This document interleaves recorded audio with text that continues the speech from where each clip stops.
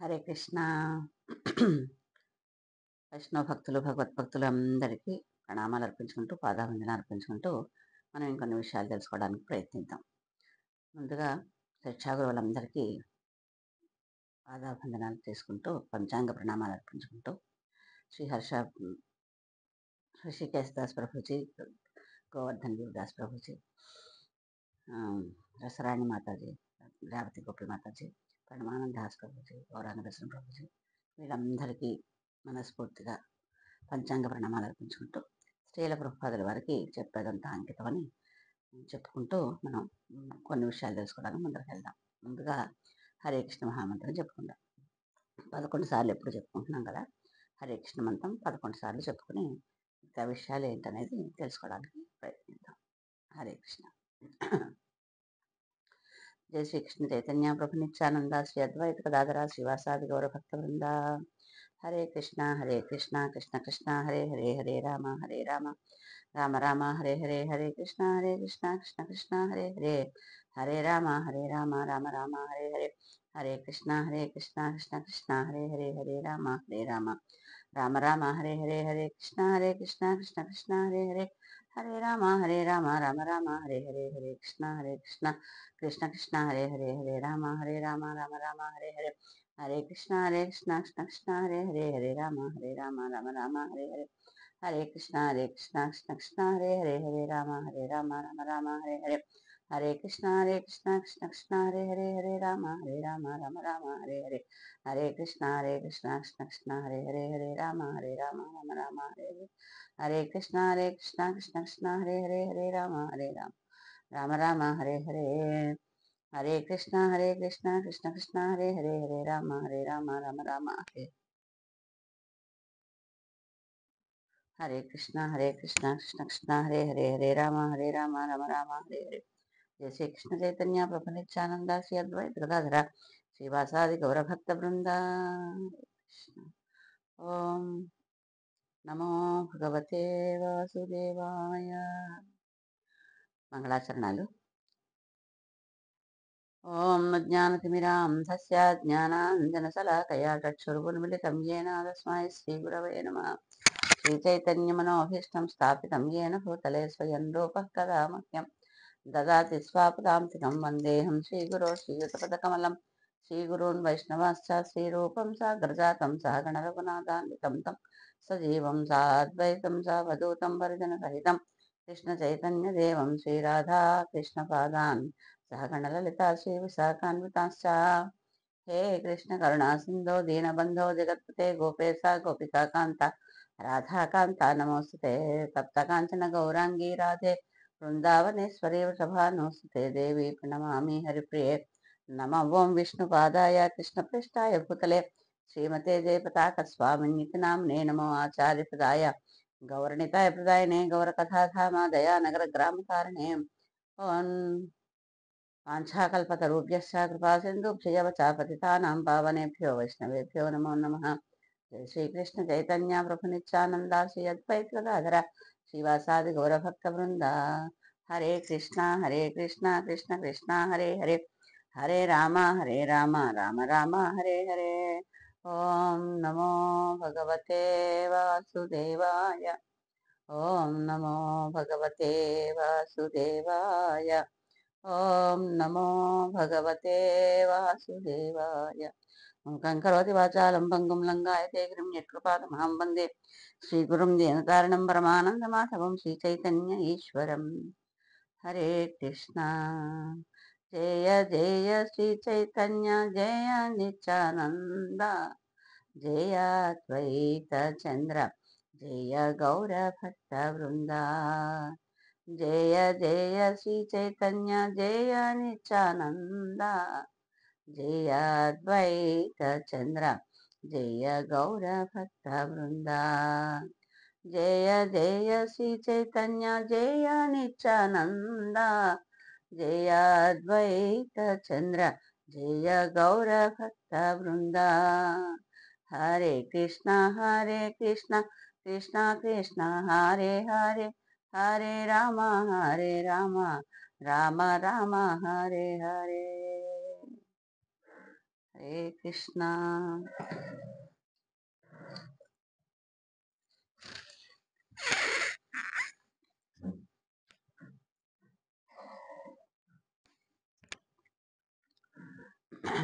మనము గౌరాంగ దర్శన ప్రపంచం చెప్పిన రాసిన గీతా సుబోధన పుస్తకంలోంచి కృష్ణుడి గురించి తెలుసుకునే ప్రయత్నం చేయడం మొదలుపెట్టాం.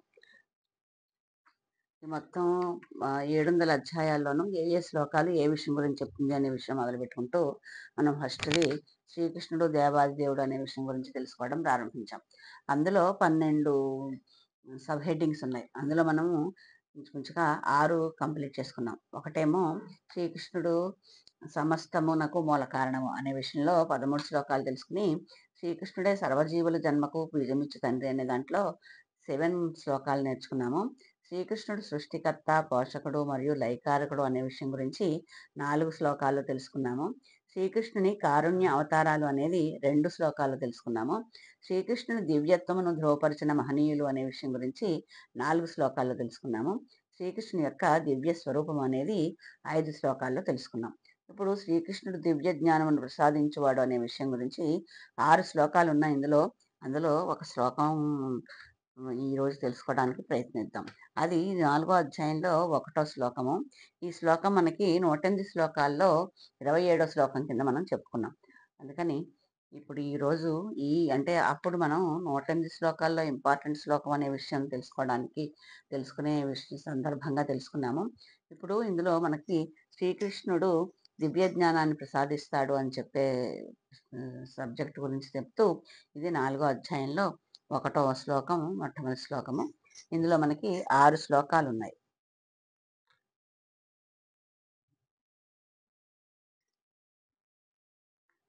ఇంకొకసారి ఎప్పుడు చెప్పుకుంటున్నట్లుగా ఈ చెప్పేదంతా కృష్ణ కృపామూర్తి శ్రీల ప్రభుపాదుల వారికి మనస్ఫూర్తిగా అంకితం చేస్తున్నానని చెప్పుకుంటూ విషయంలోకి వెళ్దాము. ఇది 4వ అధ్యాయం పేరు. దీనికి భగవద్గీత యథాతథంలో అయితే దివ్య జ్ఞానము, మనకి రెగ్యులర్గా చూసే పుస్తకంలో అయితే జ్ఞానయోగము. అయితే దీంట్లో ఫస్ట్ శ్లోకం భగవానువాచ. శ్రీ భగవానువాచ ఇమం వివస్వతే యోగం ప్రోక్తవానహమవ్యయం వివస్వాన్మనవే ప్రాహ మనురిక్ష్వాకవే బ్రవీత్.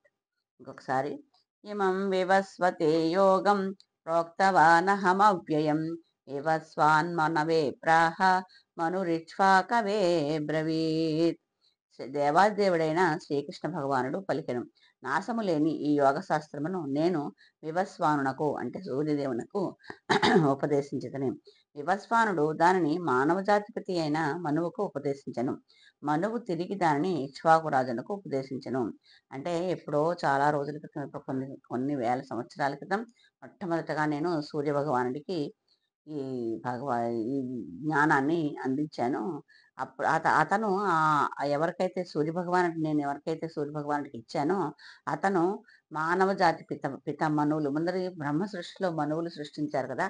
మనువు మన మానవ జాతి అందరికీ మొట్టమొదటి అతను అనమాట. మనువుని సృష్టించాకే మిగతా మనువులు మళ్ళీ సృష్టిని పెంచడానికి ప్రయత్నించారనమాట. అందులో మానవులకి మొట్టమొదటి ప్రతి అయిన మనువుకి సూర్యనారాయణమూర్తి చెప్తే, మనువు దాన్ని ఇక్ష్వాకు వంశరాజునికి ఉపదేశించాడట. రాజులు రాజ్యాలు వచ్చాక ఇక్ష్వాకు రాజునికి మనువు ఉపదేశించాడు. ఇది భావనలో ఉంటే, భాష్యంలో మన శ్రీల ప్రభుపాదుల వారు ఏమంటున్నారో ఒకసారి చూద్దాం. సూర్యలోకం మొదలుకుని ఇతర అన్ని లోకములలోని రాజులందరికీ ప్రాచీన కాలం నుండి భగవద్గీత ఉపదేశించబడినట్లు మనకు ఇక్కడ భగవద్గీత చరిత్ర ద్వారా తెలుస్తోంది. మన రాజుల చరిత్రలు, దేశ చరిత్రలు, దేశకాలాల గురించి తెలుసుకుంటూ ఉంటాం కదా చరిత్రలో.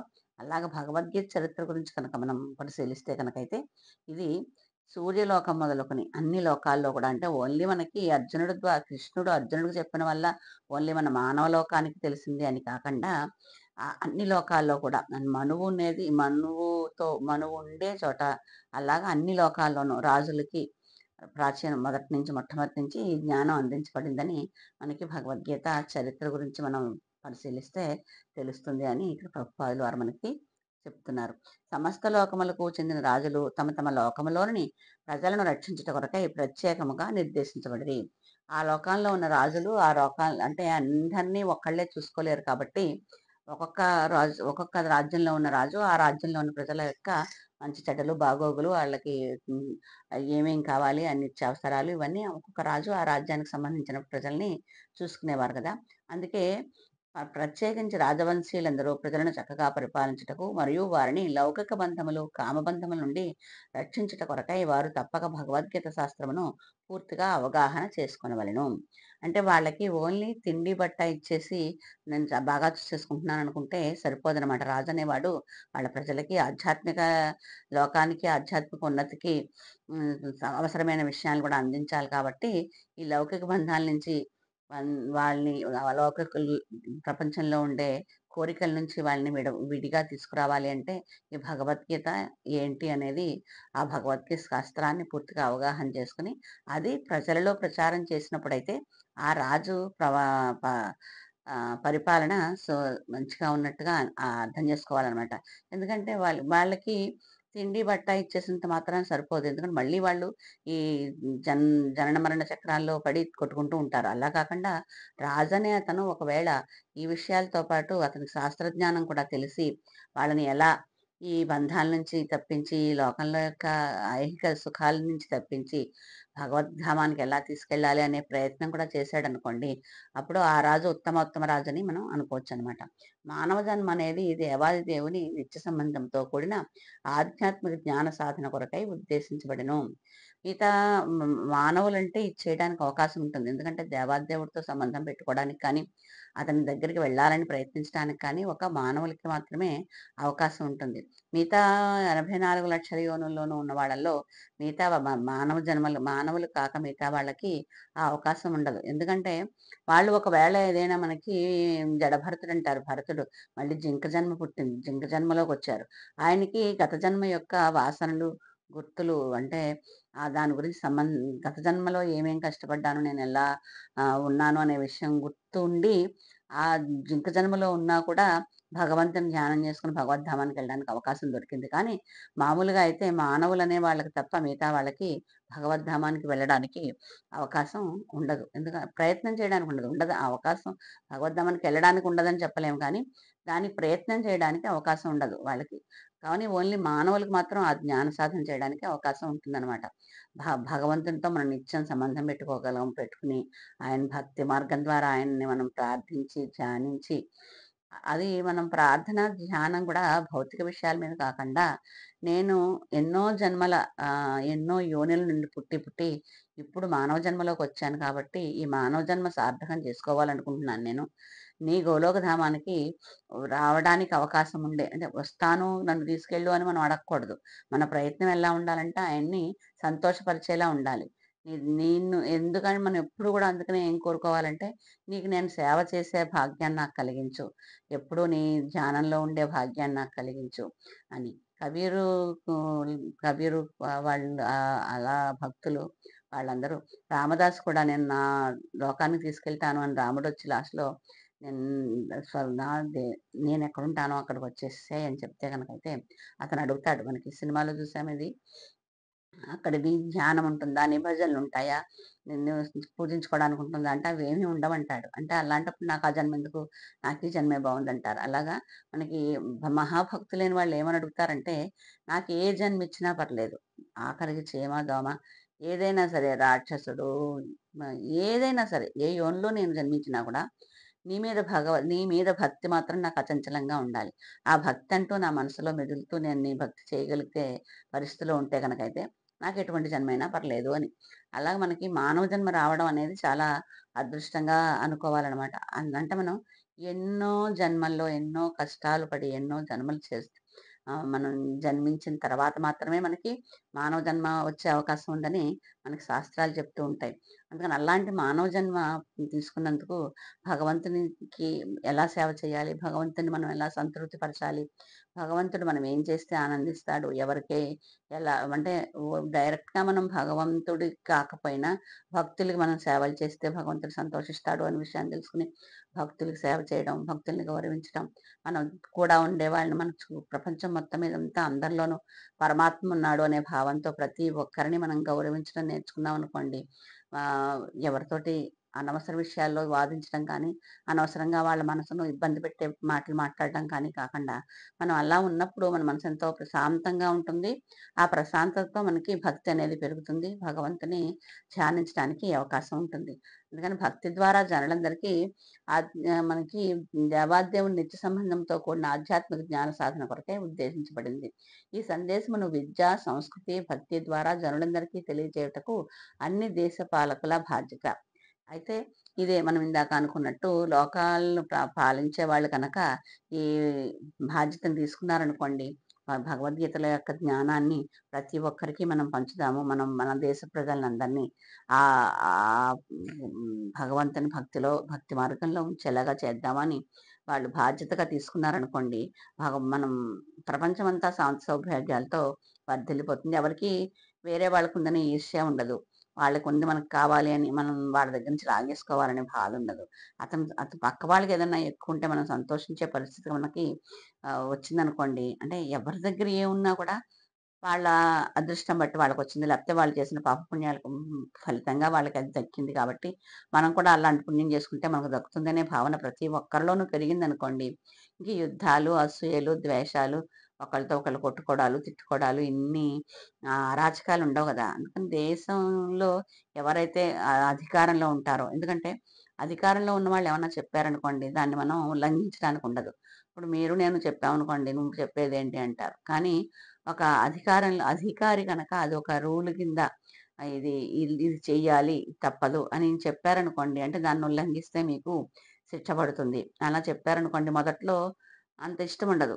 అంటే శిక్ష పడుతుంది కదా అని భయంతో చేశారనుకోండి భక్తనేది, అది అలవాటయిపోతుంది. ఒకసారి కొంతకాలం చేశాక అందులోని మధురమని అందుకున్నాక, ఒకవేళ అధికారులు ఆ రూల్‌ని తీసేసినా కూడా, "మీరు చేయకపోయినా పర్వాలేదన్నా కూడా, మేమే చేస్తాం. మేము ఈ భక్తినే చేస్తాం" అనే స్థితికి వచ్చేస్తారు జనాలు. అందుకని అధికారంలో ఉన్న వాళ్ళు కనుక ఒక రాజకీయంగా దానికి లింక్ పెట్టకుండా, ఓన్లీ అందరూ శాంతి సుఖ సౌభాగ్యాలతో వర్ధిల్లాలి అని అనుకున్నారనుకోండి, అదిప్పుడు ఓన్లీ హ్మ్, రాజున్నాడనుకోండి, రాజొక్కడే మొత్తం అన్ని గ్రామాలకి వెళ్ళి, ప్రతి ఒక్కరి దగ్గరికి వెళ్ళి చెప్పలేరు గదా! ఆయన కొన్ని విభాగాలు ఉంటుంటాయి గదా! ఇప్పుడు మనకి ఇలాగా గ్రామం, పట్టణం అలా దానికి దానికి మనుషులు అది ఉంటారు గదా! అందుకని అలా అధికారంలో ఉన్న మనుషులందరూ వాళ్ళ వాళ్ళ పరిధిలో చేశారనుకోండి, వాళ్ళ పరిధిలో కొంతమందే వస్తారు. ఆ కొంతమందికి చెప్పి చేయించడం చాలా ఈజీ అనిపిస్తుంది గదా! అలాగా కనుక ప్రతి ఒక్కళ్ళు అధికారంలో ఉన్న ప్రతి ఒక్కళ్ళు నా నా పరిధిలో ఉన్న ప్రజలందరికీ ఈ భక్తిని పంచాలి. ఈ భక్తి వాళ్ళకి చేరేలా చెయ్యాలి. ఇన్నాళ్ళు వీళ్ళు ఎన్నో జన్మల తర్వాత వీళ్ళకి మానవ జన్మొచ్చింది అనే విషయం కనుక ఆ అధికారికి తెలిసుంటే గనకైతే, ఈ భగవద్గీత జ్ఞానం కనుక తెలిసుంటే గనకైతే, రాజకీయాల మత్తులో పడిపోయి నాకు సంపాదనే కావాలి, లేకపోతే అధికారమే కావాలి అనే భావాన్ని వదిలిపెట్టి, ప్రజలందరికీ ప్రతి ఒక్కళ్ళు మంచి చేయడానికి ప్రయత్నిస్తారు. అందుకని ముఖ్యంగా మనకి చిన్న పిల్లలకి స్కూల్లో భగవద్గీత నేర్పించాలంటున్నారు గదా! అలాగా ఆ అధికారులందరికీ కంపల్సరీ ఏదో వారానికో, 10 రోజులకో ఒక క్లాసు ఈ భగవద్గీత మీరు తెలుసుకోండి. ఈ భగవద్గీత తెలుసుకున్నందువల్ల మీలో అసూయ, ద్వేషం ఇవన్నీ తగ్గిపోతాయి. మీరు ప్రజల్ని జాగ్రత్తగా చూసుకుంటారు. మీ కర్తవ్యాన్ని మీరు ఆహ్, ఉల్లా ఏంటంటే ఏంటి ఉల్లంఘించకుండా, అంటే నియమాలను ఉల్లంఘించకుండా చేసే శక్తి మీకు దొరుకుతుంది. ప్రతి ఒక్కళ్ళు అలాగే చేశారనుకోండి, ఒకళ్ళతో ఒకళ్ళు కొట్టుకోవడం అవసరం కానీ, లేకపోతే ఒకళ్ళనొకళ్ళు చంపేసుకోవాలనే భావన కానీ ఎందుకొస్తుంది? రాదు కదా! ప్రతి ఒక్కళ్ళలోనూ కనుక ఈ భగవద్గీత జ్ఞానం అనేది కనుక కొంచెమైనా మొదలైతే ప్రపంచం అంతా శాంతి సౌభాగ్యాలతో ఎంత చాలా ఉన్నత స్థితికి ఎదుగుతుందని మనం అనుకోవచ్చు. అసలు అది ఊహించుకుంటేనే ఎంత భావం ఆనందంగా ఉందో గదా! ప్రతి ఒక్కళ్ళకి పక్క వాళ్ళకి ఉందని అసూయ లేకుండా, మనం మనకి అది తెచ్చుకోవడానికి మనం ఏదో అడ్డదారులు తొక్కేసి అది తెచ్చేసుకుందాం అనే భావన లేకుండా, ఓన్లీ భక్తి ఎలా చేయాలి, భగవంతుడిని ఎలా సంతోషపెట్టాలి అనే భావనలో ఉన్నారనుకోండి, ఇంక పక్క వాళ్ళని భయపెట్టడం కానీ, లేకపోతే వాళ్ళ దగ్గర నుంచి ఏదో లాగేసుకోవడం కానీ అనే భావన ఎవ్వరిలోనూ రాదు కదా! అలా కనుక మనం చేయగలిగితే కనుకైతే అధికారులందరికీ కూడా మనకి ఈ ఇస్కాన్ వాళ్ళు భగవద్గీత క్లాసులన్నీ చెప్తున్న వాళ్ళు ఎంతోమంది దాంట్లో చేరుతున్నారు. అలా ఈ ప్రభుత్వం కూడా స్పందించి మా ప్రభుత్వోద్యోగులకు కానీ, లేకపోతే ప్రభుత్వాధికారులకు కానీ, ఎమ్మెల్యేలు, ఎంపీలు, ఎమ్మెల్సీలు వీళ్ళందరికీ కూడా ఏదైనా కార్యక్రమం చెయ్యండి అని మన వాళ్ళని అడిగి వాళ్ళు ఆ కార్యక్రమం పెట్టారనుకోండి, అసలు ఊహించడానికే చాలా ఆనందంగా అనిపిస్తోంది నాకైతే. హరే కృష్ణ. మరో విధంగా చెప్పవలనన అన్ని దేశముల పాలకులు ప్రజల శ్రేయస్సు కొరకే ఈ కృష్ణ చైతన్య విజ్ఞానమును విస్తృతముగా ప్రచారం చేయవలెను. దానితో జనులందరూ ఈ గొప్ప శాస్త్రపు సహాయంతో లబ్ధి పొంది తమకు లభించిన మానవ జన్మను సద్వినియోగపరుచుకొనుచు జయప్రదమైన మార్గములో పయనించగలుగుదురు. హరే కృష్ణ. ఈ మన్వంతరములో సూర్యదేవుడు వివస్వానుడిగా పిలువబడును. అతడు సూర్యగ్రహ మండలములోని సమస్త గ్రహములకు మూలమైన సూర్యలోకాధిపతి. బ్రహ్మ సంహిత 5:52లో ఈ క్రింది విధముగా తెలుపబడెను. యచ్చక్షురేష సవిత సకల గ్రహాణం రాజా సమస్త సురమూర్తిరశేష తేజాః యస్యాజ్ఞయా భ్రమతి సంభృత కాల చక్రో గోవిందమాది పురుషం తమహం భజామి. ఏ ఆదిపురుషుని ఆజ్ఞచే గ్రహములకు రాజైన సూర్యుడు అత్యధిక శక్తిని మరియు ఉష్ణమును పొందుతుండునో అట్టి దేవాది దేవుడైన గోవిందుని శ్రీకృష్ణుని నేను భజింతును. అట్టి సూర్యుడు ఆ భగవానుని నేత్రముగా భాషించుచు అతని ఆజ్ఞలకు లోబడి తన కక్షలో పరిభ్రమించును అని బ్రహ్మదేవుడు బ్రహ్మ సంస్థలో స్తుతించాట. సూర్యుడే సమస్త గ్రహములకు రాజై ఉండెను. ప్రస్తుతము వివస్వానుడను పేరు గల సూర్యదేవుడు ఇతర అన్ని గ్రహములకు ఉష్ణమును మరియు వెలుగును సమకూరుస్తూ వాటిని నియంత్రించని సూర్యమండలమును పరిపాలిస్తుండును. ఈ భగవద్గీత చెప్పే టైంకి సూర్యుడు వివస్వానుడు అనే పేరుతో సూర్యగ్రహాన్ని పరిపాలిస్తున్నారట. అందరికీ కాంతిని, ఉష్ణాన్ని ఇస్తూ. అతడు శ్రీకృష్ణుని ఆజ్ఞను అనుసరించే తన కక్షలో పరిభ్రమించును. శ్రీకృష్ణుని ఆజ్ఞ ఎలా ఉందో అలాగా ఎలా తిరగాలి అనే విషయానికి సూర్యుడు వివస్వానుడు అనే పేరుతోటి కృష్ణ యొక్క ఆజ్ఞతోటి ఆ దారిలో తిరుగుతూ ఉంటారు. ఈ భగవద్గీత శాస్త్రమును అవగాహన చేసుకున్నటకు శ్రీకృష్ణ భగవానుడు మొదట వివస్వానుని తన ప్రథమ శిష్యునిగా చేసుకునెను. ఇతను మొట్టమొదట ఇందాక మనం ఫస్ట్ శ్లోకంలో అలాగే అది మనం భావనలో చదువుకున్నాం కదా. శ్రీకృష్ణుడు మొట్టమొదటగా సూర్య భగవానుడికి ఈ జ్ఞానాన్ని అందించాను అని. అందుకని ఇక్కడ మనకి ఏమంటున్నారంటే మొట్టమొదటి శిష్యుడి కింద, ప్రథమ శిష్యుడి కింద శ్రీకృష్ణ భగవానుడు సూర్యదేవుణ్ణి తీసుకున్నారు. కనుకనే గీత అనాదిగా వస్తున్నట్టి ప్రామాణిక శాస్త్ర గ్రంథమే గాని అప్రామాణికమైన లౌకిక పండితుల కొరకు ఉద్దేశించబడిన కాల్పనిక గ్రంథము కాదు. అంటే మనం ఊహించి కథలు రాసుకున్నట్టుగా ఆ గ్రంథం కాదు. మనకి శ్రీకృష్ణదేవరాయలు ఆముక్తమాల్యద అని గ్రంథం రాశారు. అలాగా అతని ఆస్థానంలో ఉండే అష్టదిగ్గజాలు రకరకాలైన గ్రంథాలు రాశారు కదా. అలాంటి ఎవరో ఊహించి రాసిన గ్రంథం కాదు ఇది. ఒక శాస్త్ర గ్రంథమే. అంటే మొట్టమొదటి నుంచి ఎప్పటి నుంచో అనాదిగా వస్తున్నట్టి ప్రామాణిక శాస్త్రాల్లో కూడా మనం ప్రమాణంగా అన్ని శాస్త్రాలని మనం ప్రమాణంగా తీసుకోలేము. కొన్ని భగవంతుని కథలు ఒకటే ఉంటాయి. దాంట్లో మనకి వేద విజ్ఞానం అనేది లేకుండా ఉంటుంది. కొన్ని ఏమో ఓన్లీ మనం పూజలు ఎలా చేయాలి అనే శాస్త్రాలు ఒకటి ఉండొచ్చు. మిగతావన్నీ తెలియకపోతుండొచ్చు. అలాగా అని ఒక్కొక్క గ్రంథం ఒక్కొక్క రకంగా ఒక్కొక్క విషయాన్ని చెప్తోంది అనుకోండి. అలాంటి గ్రంథాలు ప్రతి దానికి అదే ప్రామాణికంగా తీసుకోలేం. కానీ మనకి భగవద్గీత అనేది మనకి ప్రామాణికమైన శాస్త్ర జ్ఞానం ఇచ్చే గ్రంథం అని ప్రభుపాదుల వారు మనకి ఇక్కడ వివరిస్తున్నారు. మహాభారతం శాంతి పర్వంలో 348 అధ్యాయం 51, 52 శ్లోకాల్లో భగవద్గీత చరిత్రను ఈ క్రింది విధముగా మనము చూడవచ్చును. అంటే మహాభారతంలో కురుక్షేత్ర యుద్ధంలో కదా అసలు ఇది మనకి వచ్చింది. అందులో దాని గురించి భగవద్గీత గురించి ఇంకేం చెప్తున్నారు అనే విషయం ఈ 348, 51, 52 శ్లోకాల్లో మహాభారతం శాంతి పర్వతంలో చూడొచ్చు అని చెప్తున్నారు ఇక్కడ. త్రేతాయుగౌ చ తతో వివస్వాన్ మన వేదదౌ మనుశ్చ లోక భృత్యర్థం సుతాయేక్ష్వాక వేదదౌ ఇక్ష్వాకుణా చ కథితో వ్యాప్త్యల్లోకానవస్థితః. త్రేతాయుగారంభమున మానవునికి భగవాన్తో గల సంబంధమును తెలుపు ఈ శాస్త్రము వివస్వానునిచే మనువునకు బోధించబడెను. త్రేతాయుగంలో సూర్యభగవాను చేత మనువుకి బోధించబడింది అని ఈ శ్లోకం వివరిస్తోంది మనకి ఫస్ట్ భగవంతుడు కూడా మొదటి శ్లోకంలో భావంలో అదే కదా మనకి చెప్పారు. ఫస్ట్ వివస్వానుడికి బోధించాడు. వివస్వానుడు మనువుకి బోధించారు అని. మానవ జాతికి మనువు తండ్రి ఒకటిచే దానిని తన పుత్రుడు భూమండలముకు రాజు శ్రీరామచంద్రుడు అవతరించిన రఘువంశముకు మూలపురుషుడు అయిన ఇక్ష్వాకు మహారాజునకు అందించెను. మనువు సూర్యదేవుని నుంచి మనువు తీసుకుని, మనువు మానవ జాతి అందరికీ తండ్రి కాబట్టి, అంటే మొత్తం అతనే ఫస్ట్ పుట్టి తర్వాత మానవ జాతి అంతా వచ్చింది కాబట్టి, దాంట్లో తన పుత్రుడు భూమికి రాజు శ్రీరామచంద్రుడు అవతరించిన రఘువంశానికి మూలపురుషుడు ఇక్ష్వాకు మహారాజు. మనం ఇందాక అర్థంలో చెప్పుకున్నాక మనువు ఇక్ష్వాకులు చెప్పారు అని. ఆ ఇక్ష్వాకు మహారాజుకి ఎవరు అందించారు? మనువు అని. మనువు సూర్యదేవుని నుంచి పొందిన ఈ జ్ఞానాన్ని ఇక్ష్వాకు రాజుకి అందించారు. అనగా భగవద్గీత ఇక్ష్వాకు మహారాజు కాలం నుండే మానవ సంఘంలో నెలకొని ఉండెను. అప్పటి నుంచే మనకి భగవద్గీత ఉందనే విషయం అర్థమవుతోంది. ప్రస్తుతము 4,32,000 సంవత్సరాల కాల పరిమితి గల కలియుగంలో కేవలము 5,000 సంవత్సరములు మాత్రమే గడిచినవి. ఈ యుగముకు పూర్వము ద్వాపర యుగము 8,000 సంవత్సరాలు, దానికి పూర్వము త్రేతాయుగము 8 లక్షల సంవత్సరాలు. ఈ యుగమునకు పూర్వము ద్వాపర యుగము 8 లక్షల సంవత్సరాలు, దానికి పూర్వము త్రేతాయుగము 12 లక్షల సంవత్సరాలు ఉండెను. ఈ విధముగా దాదాపు 20,05,000 సంవత్సరాలకు పూర్వము మనువు తన శిష్యుడు మరియు భూమండలమునకు రాజైన ఇక్ష్వాకునకు ఈ భగవద్గీతను బోధించెను. ఇన్ని సంవత్సరాల ముందర నుంచే ఈ భగవద్గీత ఉంది అని మనకి శాస్త్రాల ద్వారా తెలుస్తోంది. ఇది ఎక్కడిది?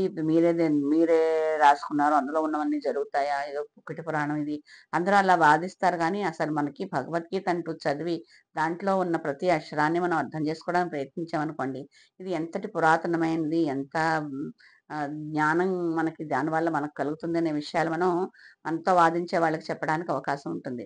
ఇది ఇది ఇది పుక్కిటి పురాణం కాదు, శాస్త్రజ్ఞానము. దీనివల్ల మనకి ఎన్నో శాస్త్రం గురించి తెలుస్తుంది.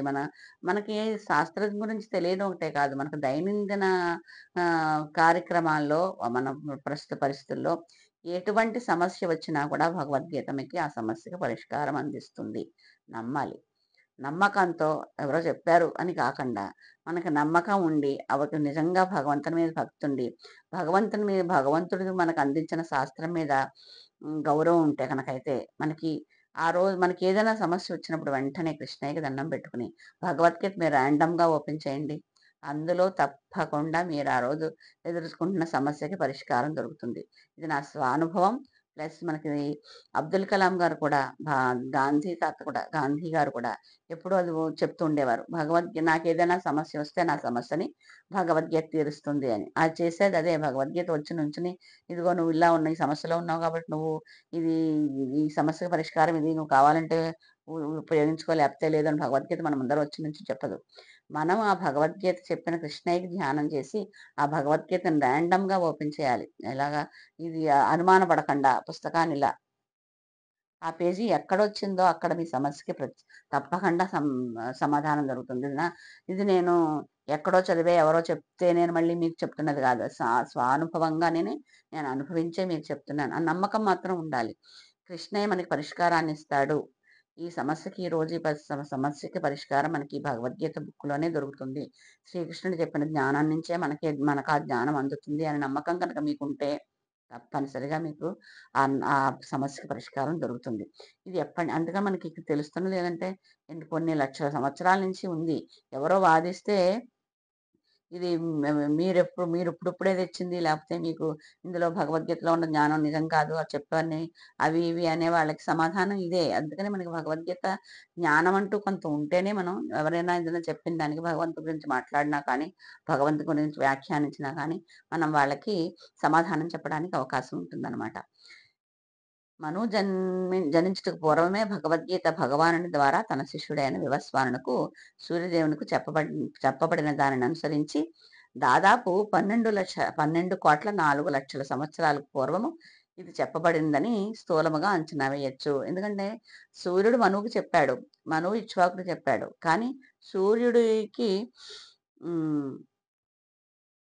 సూర్యుడికి ఎప్పుడు చెప్పాడు అనేది, సూర్యుడు ఎప్పటి నుంచి ఉన్నాడు అంటే, సూర్యుడు ఆ అనాది కాలం నుంచి ఉన్నాడు. భగవంతుడు ఎప్పటి నుంచి ఉన్నాడో అప్పటి నుంచి సూర్యుడు ఉన్నాడు.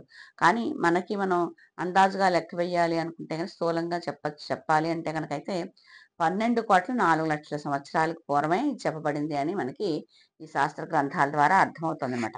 అదే జ్ఞానము మానవ సంఘంలో దాదాపు 20,00,000 సంవత్సరాలుగా వ్యాప్తిలో కలదు. 5,000 సంవత్సరాలకు పూర్వం శ్రీకృష్ణ భగవానుడు దానిని తిరిగి అర్జునుడికి ఉపదేశించారు. కొన్ని లక్షల సంవత్సరాల నుంచి అది మనకి ఉన్నా కూడా అది రాను రాను రాను రాను దాని యొక్క కాంతి తగ్గిపోయిందంటాం చూడండి. అలాగా దాని యొక్క ప్రభావం తగ్గిపోయి జనాల్లో దాని గురించి జ్ఞానం అడుగంటిపోయి భగ ఆ జ్ఞానాన్ని అందరూ మర్చిపోయే పరిస్థితి వచ్చినప్పుడు 5,000 సంవత్సరాలకు పూర్వం మళ్ళీ అర్జునుని మాధ్యమంగా పెట్టుకుని తర్వాత వచ్చే ప్రజలకు అప్పటి వరకు ఎంతో కొంత ఆ భగవద్ జ్ఞానాన్ని నడుస్తూ వచ్చింది కాబట్టి ఇంకప్పుడు తగ్గిపోతున్నప్పుడు మళ్ళీ మనం దాన్ని పునరుద్ధరించాలి అని అర్జునుని మాధ్యమంగా పెట్టుకుని ఈ జ్ఞానాన్నంతా కృష్ణుడు అర్జునుడికి అందించి దాని ద్వారా మనకి అందేలాగా అది చేశారనమాట. గీతను ఉపదేశించిన శ్రీకృష్ణ భగవాను అనుసరించి ఇదియే భగవద్గీత స్థూల చరిత్ర. మనం ఇందాక భగవద్గీత చరిత్ర తెలుసుకుంటే దాని సంగతి తెలుస్తుంది అనుకున్నాం కదా. ఇది గీత గురించి, అంటే గీతని మనం అనుసరించి, గీతను ఉపదేశించిన శ్రీకృష్ణ భగవానుని అనుసరించి వాళ్ళిద్దరిని మనం చూస్తూ కనుక భగవద్గీత చరిత్ర ఏమిటి తెలుసుకుందాం అనుకుంటే కనుకైతే దీని చరిత్ర ఇది అనమాట. అంటే 20,00,000 సంవత్సరాల క్రితం నుంచే ఇది మనకు అందుబాటులో ఉంది. అది మెల్లిమెల్లిగా మన గోడకి వేసిన కలర్ కొంచెం కొంచెంగా తగ్గిపోతూ ఉంటుంది చూడండి. డల్‌గా అయిపోయింది. మళ్ళీ మనం కలర్ ఎయ్యాలి అనుకుంటూ ఉంటాం కదా. అలాగా శ్రీకృష్ణ భగవానుడు 20,00,000 సంవత్సరాల్లో దాని యొక్క ప్రాధాన్యత తగ్గిపోయి, ప్రాముఖ్యత తగ్గిపోయి, ఆ జ్ఞానాన్ని మనం ఉపయోగించుకునే పరిస్థితి నుంచి దూరం వెళ్ళిపోయాము అనుకున్నప్పుడు మళ్ళీ అర్జునుడిని మాధ్యమంగా తీసుకుని మనకి ఈ జ్ఞానాన్ని అందించారు. సూర్యదేవుడైన వివస్వంతుడు కూడా స్వయముగా క్షత్రియుడు మరియు సూర్యవంశ క్షత్రియులందరికీ పూర్వ పితామహుడు చేత తండ్రి అతనికి భగవద్గీత జ్ఞానమును ఉపదేశించబడెను. అంటే మనకి మానవులందరికీ తండ్రి ఎలాగో సూర్యుడు ఈ మొత్తం క్షత్రియులందరికీ పితామహుడు. సూర్యవంశ క్షత్రియులందరికీ పితామహుడు కాబట్టి ఈ భగవద్గీత జ్ఞానము అతనికి ఉపదేశించబడిందని ప్రభుపాదుల వారు మనతో చెప్తున్నారు.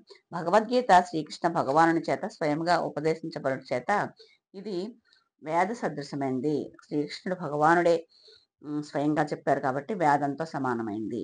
అంతేకాదు మనకి మిగతావన్నీ వాళ్ళకి వచ్చిన జ్ఞానం ప్రకారం వేదాలవన్నీ రాయడం జరిగింది. ఆ వ్యాస భగవానుడు ఉన్న మొత్తం అంతా గుంపుగా ఉన్న వేదాన్ని 4 భాగాలుగా విభజించడం అవన్నీ జరిగాయి కదా.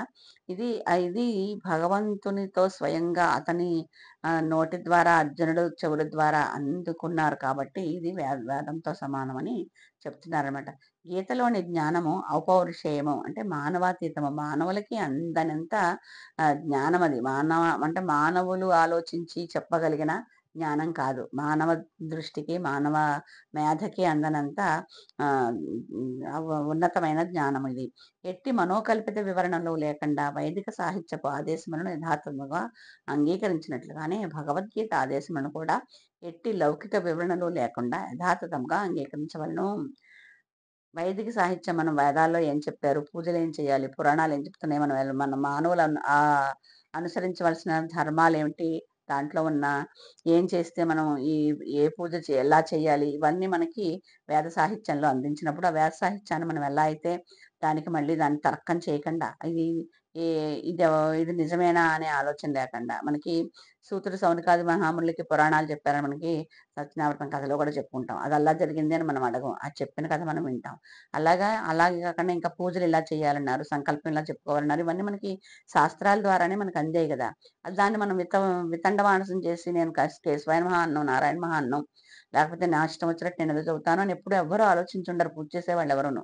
అంటే దాని గురించి రీసెర్చ్ చేయాలనుకున్న వాళ్ళు, లేకపోతే అది నమ్మని వాళ్ళు, అది నాకు వద్దు అనుకున్న వాళ్ళు ఏమైనా చేస్తే చేస్తారేమో కానీ నిశ్చయంగా మనం పూజ చేసుకోవాలి, మనం సంకల్పం ఇలా చెప్పుకోవాలి అనుకున్న వాళ్ళు నేను ముందర కేశవాయ నమః అన్నం, ముందర మాధవాయ స్వహ అంటాను, లేకపోతే మధ్యలో ఇంకేవో నామాలు ఉన్నాయి, 16 నామాల్లోని ఏదో లైన్లో చెప్తాను అని జనరల్గా ఎవరో అనుకోరు. మర్చిపోతే ఆ లైన్లో పక్కకి వెళ్ళి ఇంకోటి రావాలేమో కానీ చూడకుండా చదివినప్పుడు దాని గురించి వేదంలో చెప్పిన భావన గురించి మనం ఎలా అయితే వితండవాదన కానీ తర్కం కానీ చేయకుండా మనం దాన్ని ఎలా ఫాలో అవుతామో, దీన్ని ఎలా అనుసరిస్తామో అలాగే ఈ భగవద్గీత చెప్పింది కూడా ఏ లౌకిక వివరణ లేకుండా, అంటే ఇది మన తర్కం లేకుండా, అంటే ఏమని చెప్పొచ్చు అంటే ఈ భూప్రపంచంలో మనం భౌతిక ప్రపంచంలో ఆహ్, దానికి సంబంధించింది వివరణము అని అక్కర్లేకుండా లౌకిక అంటే మనం ఉన్న ఇంద్రియాలతో సంబంధించిన దానికి ఇది లింక్ చేసి చెప్పాలి అని అలాంటిదేమీ లేకుండా, లౌకిక వివరణ ఏం లేకుండా మనం దాన్ని భగవద్గీతను కూడా అది చెప్పిన శాస్త్రాన్ని తర్కించకుండా అంగీకరించొచ్చు అని వేదాన్నయితే మనం ఎలా అయితే అంగీకరించి వేదాన్ని ఎలా ఫాలో అవుతామో అలాగే దీన్ని కూడా దాన్ని ఎలా అనుసరిస్తామో వేదాన్ని, వేద శాస్త్రంలో చెప్పిన దాన్ని రూల్స్‌ని, రెగ్యులేషన్స్‌ని, నియమాల్ని ఇది కూడా భగవద్గీత కూడా అలా మనం అంగీకరించాలని ప్రభుపాదుల వారు మనతో చెప్తున్నారు. లౌకిక విద్వాంసులు తమ ఇష్టానుసారం భగవద్గీతను గూర్చి ఊహాగానాలు ఎన్ని చేసినను అది ఎన్నటికిని భగవద్గీత యథాతథము కాబోదు. అంటే ఇప్పుడు భగవద్గీత చెప్పేటప్పుడు అందరూ అంటే భాష్యాలు చాలా మంది రాశారు కదా! ఆ పద్యం చదివినప్పుడు వాళ్ళ మనసుకు తోచిన వాళ్ళు చెప్పగలిగిన అర్థాన్ని వాళ్ళు భాష్యం కింద చెప్పడం జరిగింది. అంటే అప్పుడు నలుగురు, ఐదుగురు రాశారనుకోండి భగవద్గీత భాష్యం. ఆ నలుగురు, ఐదుగురు చెప్పింది ఒకటే శ్లోకం ఒకటే మెయిన్ శ్లోకం ఉంటుంది కానీ, దాని భావం ఎవరికి తోచిన రీతిగా వాళ్ళు చెప్పారు. అది వాళ్ళు అలాంటి వాళ్ళు పండితులు ఎంతమంది ఎలా చెప్పినా కూడా విద్వాంసులు ఎంత విధంగా ఎలా చెప్పినా కూడా ఈ భగవద్గీత యథాతథంగా ఉండడానికి అవకాశం లేదు. ఇది గురు శిష్య పరంపర ద్వారానే మనం నేర్చుకుంటే కనుకైతే ఈ భగవద్గీత యథాతథం అనేది శ్రీల ప్రభుపాదుల వారు రాశారు. అది మనం ఈ గురు శిష్యుల సంబంధం ద్వారా ఎలా అయితే ఈ ఆ పరంపర ద్వారా మనం తెలుసుకుంటే కనుకైతే ఆ జ్ఞానం మనకు అందుతుంది. అట్టి దివ్య జ్ఞానమును శ్రీకృష్ణ భగవానుడు మొదట సూర్యదేవునికి బోధించగానే సూర్యదేవుడు తన పుత్రుడైన మనువునకు, ఆ తర్వాత మనువు తన పుత్రుడైన ఇక్ష్వాకునకు ఉపదేశించినట్లుగా ఇక్కడ ఎలా అయితే వివరించబడిందో అలాగే మనము గురు పరంపరలో కనుక ఇది తెలుసుకోవడానికి మనం ప్రయత్నిస్తే కనుకైతే మనకు కూడా ఈ భగవద్గీత యొక్క జ్ఞానం యథాతథంగా నేర్చుకోవడానికి అవకాశం ఉంటుంది అని ప్రభుపాదుల వారు మనకి నిశ్చయంగా నిర్ణయించి చెప్తున్నారు. హరే కృష్ణ. ఒక శ్లోకం మనం నేర్చుకున్నాం ఇవాళ. దీన్ని మనం ఇందులో ఏమన్నా ఒక మంచి విషయాలు ఏమన్నా ఉంటే ఆచరించడానికి ప్రయత్నిస్తూ ముందరకు వెళ్దాము. ఇందులో ఏ విషయం ఎవరినైనా నేను చెప్పిన విషయాలు ఎవరినైనా మనసు నొప్పించే విధంగా ఏమన్నా ఉంటే కనుకైతే మన్నించమని. ఇందులో ఏమన్నా ఒక విషయమైనా మీకు అర్థమైంది, ఈ విషయం బాగుంది అని కనుక మీకు కనిపిస్తే కనుకైతే అదంతా శిక్షా గురువుల యొక్క శ్రీకృష్ణుని యొక్క కృపా కరుణ కటాక్షం. ఒకవేళ ఏదైనా నేను అర్థం చేసుకోలేకపోయి మీకు వివరించడంలో ఏదైనా తప్పు ఏదైనా వివరించినట్టయితే కనుకైతే అది నా అజ్ఞానం కింద భావించి నన్ను మన్నించమని ప్రార్థిస్తూ హరే కృష్ణ. మనం ఎప్పుడు ఏదైనా ఒక విషయం గురించి తెలుసుకుని ముగిస్తున్నాం కదా! అందుకని ఈసారి మనం ఏ విషయం గురించి తెలుసుకుందామంటే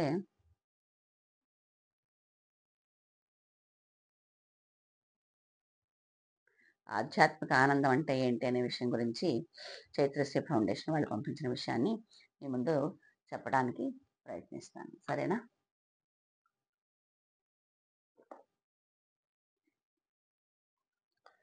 ఆనందం అంటే బాధలు లేకపోవడం కాదు. బాధలు మనల్ని బాధించకపోవడం. బాధలుంటాయి గానీ, బాధలు మనల్ని బాధించకపోవడం. ఈ విషయంలో మనం చెప్పాలంటే జయపతాక మహారాజు ఎన్నో అంటే శరీరం ఎంతో శిథిలమైపోయినట్లుగా అయిపోయిందనమాట. ఎంతో, ఎంతో వైద్యం జరుగుతుంది ఆయనకి. ఆయన్నెప్పుడు పలకరించినా కూడా ఆయన అంటారట, I am miserable but I am happy అని. అంటే ఆ బాధ ఉన్నా కూడా, ఆ బాధ మనల్ని బాధించకుండా ఉంటే మనం ఆనందంగా ఉన్నట్టనమాట. కొంతమంది చూడండి ఎంత బాధల్లో ఉంటే, చిన్న బాధైనా కూడా అమ్మమ్మ! ఎంత బాధ అంటే శారీరకంగా గానీ, మానసికంగా గానీ ఏదైనా చిన్న కష్టం వచ్చేది రాగానే చాలా అంటే కంగారు పడిపోతూ ఉంటారనమాట. కొంతమంది ఎంత కష్టం వచ్చినా కూడా అది ఎవరికీ చెప్పను కూడా చెప్పుకోరు. శారీరక బాధ ఉన్నా కూడా చెప్పుకోరు. మానసికంగా ఉన్నా కూడా మనిషి మాత్రం నవ్వుతూ ఆనందంగా గడిపేయడానికి ప్రయత్నిస్తారు. అప్పుడు ఆ బాధ ఆ కష్టం వాళ్ళని బాధించకుండా ఉంటుందనమాట. అలా ఉండడమే ఆనందం అనమాట. బాధ గురించిన భావనలే మనల్ని బాధ కంటే ఎక్కువగా బాధిస్తాయి. ఇదైతే నిజం. ఎందుకంటే బాధ ఉంది, ఉంది, ఉంది అనుకుని మనం ఎక్కువ బాధపడుతూ ఉంటాం. బాధ ఉన్నదైతే ఆవగించంతైతే గుమ్మడికాయని చేసుకుంటాం ఆ బాధను మనం. కురుక్షేత్ర యుద్ధం ప్రారంభించకుండానే అర్జునుడు విషాద యోగంలో మునిగిపోయాడు. బంధుమిత్రులను సంహరించి రాజభోగాలను అనుభవించలేనని వాపోయాడు. ధర్మానికి విరుద్ధంగా శత్రుపక్షంలో ఉన్న కౌరవులు పాండవుల పట్ల ఎప్పుడూ ద్రోహబుద్ధితోనే ఉన్నారు. ధర్మం ధర్మం విరుద్ధంగా ఉన్నవాళ్ళు పాండవులకు ఎదురుగుండా ప్రతిపక్షంలో ఉండేవాళ్ళు ఎప్పుడు వీళ్ళకి ఎలా ద్రోహం చేయాలనే ఆలోచనలోనే ఉన్నారు. అయినా కూడా అలాంటి బంధువుని నేను చంపలేను, నేను వాళ్ళతో యుద్ధం చేయలేను అని విషాదంలో నిమిలిపోయాడు అర్జునుడు ఫస్ట్లోనే. ధర్మపక్షపాత శ్రీకృష్ణుడు ఆ విషయాన్నే చెప్తూ, అర్జున, నీవు చంపకపోయినా ఇందులో బతకగల వారెవ్వరూ లేరు. చంపడం చావడం నీ చేతిలో లేదు. నీవు కేవలం నిమిత్త మాత్రుడివి. యుద్ధం చేయడం వరకే నీ కర్తవ్యం, అది పాటించి చాలు అని చెప్పారు. మనకి జన్మంటూ వచ్చాక మరణం తప్పదు. ఇప్పుడు నువ్వు చంపకపోయినా కూడా వాళ్ళు ఎప్పుడప్పుడు మరణిస్తారు. వాళ్ళ మరణం అనేది తథ్యం. చాగంటి వారు చెప్తూ ఉంటారు, పుట్టిన తేదీ ఉంటే గిట్టిన తేదీ కూడా రాసే ఉంటుంది, బర్త్ డేట్ ఉంటే డెత్ డేట్ ఉంటుందని. అది సహజం మనుషులు అన్నాక. మనుషులని కాదు, ఏ ప్రాణికైనా కూడా. అందుకని వాళ్ళకి చావైతే ఎలాగో ఉంది, నీ కర్తవ్యం ఏమిటో నువ్వు చెయ్యి అని కృష్ణ భగవానుడు అర్జునుడితో చెప్తున్నాడు. అధర్మ నాశనానికి అర్జునుడిని కేవలం ఒక ఉపకరణంగా, ఆయుధంగా శ్రీకృష్ణుడు ఉపయోగించుకున్నాడు. దుర్యోధనాదులు చేసే అధర్మం భరించలేక అది తగ్గించాలి అంటే, మనం ఏదైనా కుక్క వచ్చిందనుకోండి, దాన్ని కొట్టాలంటే చేతిలో కర్ర ఉండాలి. మనం డైరెక్ట్గా వెళ్ళి మనం దాన్ని కొట్టేయలేం కదా. అలాగా కృష్ణుడికి అవసరమై కాదు, దాన్ని ఆయన చేయగలడు. కానీ ఆ ఒక భక్తుడికి ఒక గ్రేట్నెస్ వస్తుంది, ఒక గొప్పతనం ఆపాదించాలి అని కృష్ణుని ఒక ఆయుధంగా తీసుకుని అధర్మ నాశనానికి ప్రయత్నించాడు శ్రీకృష్ణుడు. సంహార సంకల్పం పరమాత్మది. ఆయన సంకల్పించుకున్నాక ఎవరో ఆపలేరు. మన రేవతి గోపది మాతది చెప్తూ ఉంటారు. కృష్ణుడు చెయ్యాలి అనుకున్నాడు అనుకోండి, ఎవరో ఆపలేరు. అలాగే కృష్ణుడు చేయను అనుకున్నాడు అనుకోండి, ఎవరు చేయించలేరు ఆయన చేత. హరే కృష్ణ. నిర్మలమైన అంతరంగం గల వారికి సుఖదక్కాల అనుభూతి ఉండదు. శ్రీరమణులు క్యాన్సర్ వచ్చినప్పుడు బాధపడిన సూచనలు ఆయన ముఖంలో ఎప్పుడూ కనిపించేవి కాదు. అదే మందహాసం, అదే నిర్లిప్తత సాధారణ వ్యక్తులు కదా అసాధ్యం. సాధనతోనే అసాధ్యాన్ని ఎవరైనా సుసాధ్యం చేసుకోగలరు. రమణ మహర్షికి క్యాన్సర్ వచ్చినప్పుడు ఆయన శరీరం నాదే అని అనుకునేవారు కాదు. కాబట్టి ఇదేదో వచ్చి ఇక్కడ కూర్చుంది, మీరు దానికేమో అతిథి మర్యాదలు చేస్తున్నారు, మర్యాద చేస్తే ఉండక ఎక్కడికి వెళ్ళిపోతుంది అనేవారట. అంటే ఆ పుండు ఉన్న దానికి కడిగి శుభ్రం చేసి దానికి మందులేసి దానికి ఆయింట్మెంట్ రాసి అవన్నీ చేస్తుంటే తగ్గడానికి వీళ్ళు చేసేవారు యాక్చువల్గా.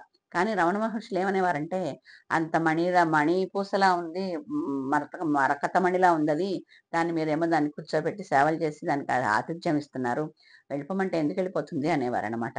అలాగా ఆయనకి అసలు శరీరంలో అదొక బాధనిచ్చే అవయవం అని అనుకునేవారు, ఒక బాధాకరమైన విషయం అని అనుకునేవారు కాదు. మీరందరూ ఎలా వచ్చి కూర్చున్నారు, నేను ఏదో చెప్తుంటే విందాం అనుకుంటున్నారు కదా, నన్ను చూస్తూ ఉంటున్నారు కదా, అలాగే అది నన్ను చూడడానికి వచ్చింది అని అనేవారట రమణ మహర్షి. అది ఎలా ఉంటుందంటే, అది ఎంతో సాధన చేస్తే కానీ ఆ నిర్లప్తత రాదు.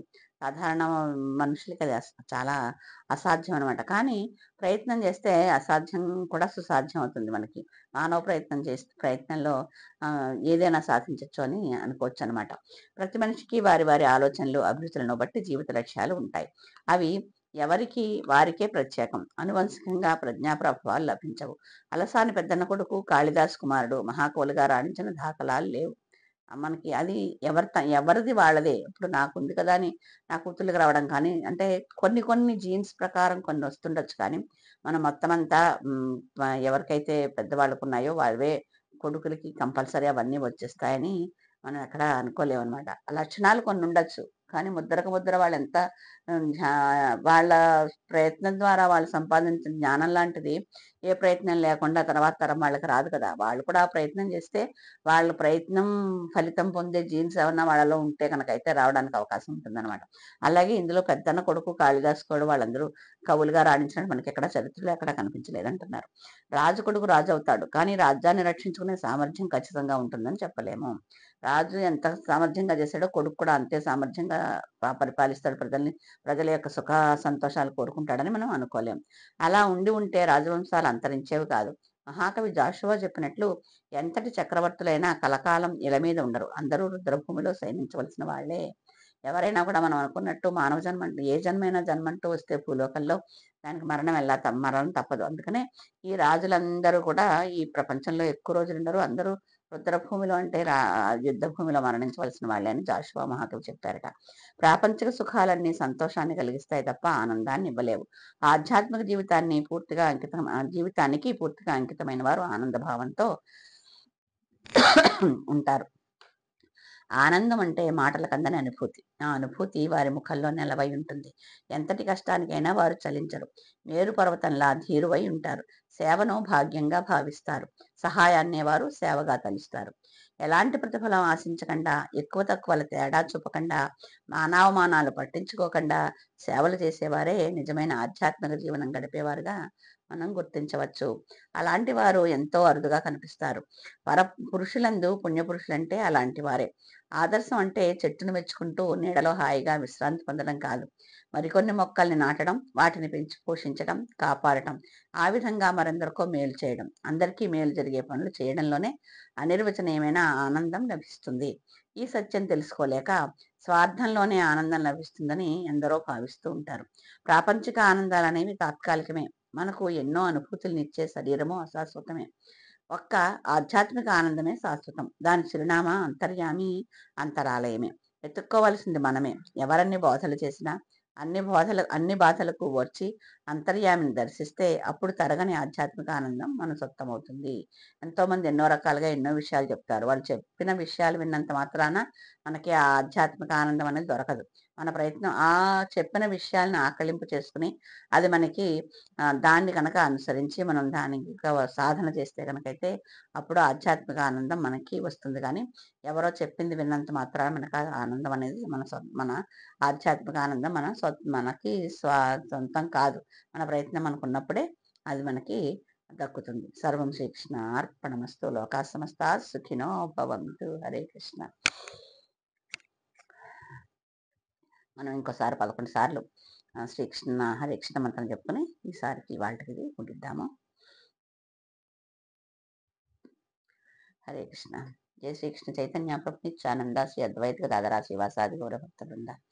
హరే కృష్ణ కృష్ణ కృష్ణ హరే హరే హరే రామ రామ రామ హరే హరే హరే కృష్ణ కృష్ణ కృష్ణ హరే హరే రామ రామ రామ హరే హరే కృష్ణ కృష్ణ కృష్ణ హరే రామ రామ హరే హరే కృష్ణ కృష్ణ హరే రామ రామ హరే కృష్ణ హరే రామ హరే కృష్ణ హరే రామ కృష్ణ హరే రామ కృష్ణ హరే రామ కృష్ణ హరే రామ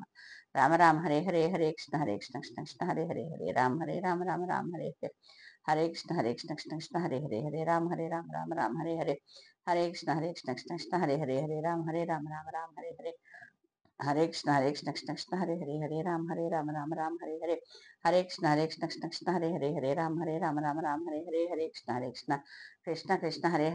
హరే రామ జయ శ్రీకృష్ణ చైతన్య ప్రభు నిత్యానంద శ్రీ అద్వైత గదాధర శ్రీవాసాది గౌరభక్త బృంద.